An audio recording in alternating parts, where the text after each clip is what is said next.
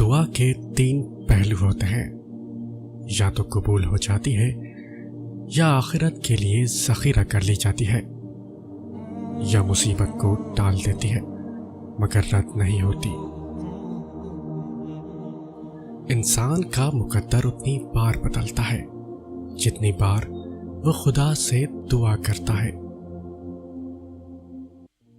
ہمیشہ دعا مانگا کریں، کیونکہ ممکن اور ناممکن تو صرف ہماری سوچوں میں ہے، اللہ کے لیے تو کچھ بھی ناممکن نہیں۔ نصیب سے زیادہ قیمتی دعا ہوتی ہے، کیونکہ جب زندگی میں سب کچھ بدل جائے تب انسان کے پاس دعا ہی بچتی ہے جو نصیب بدل دیتی ہے۔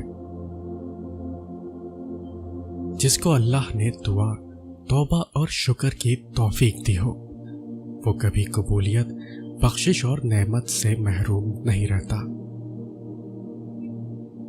آنسو وہ خاموش دعائیں ہیں جو صرف رب ہی سن سکتا ہے۔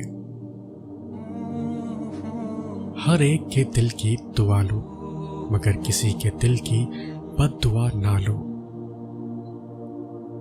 اللہ تعالی سے جب بھی مانگو بھروسے کے ساتھ مانگو، کیونکہ وہ تمہیں تب بھی دیتا ہے جب تم نہیں مانگتے۔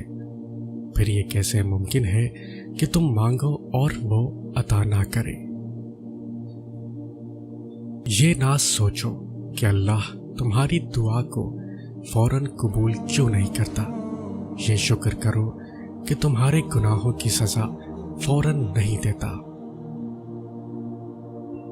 جانتے ہیں بد نصیب کون ہوتا ہے؟ وہ جسے اپنے رب سے دعا مانگنے کا وقت بھی نہ ملے۔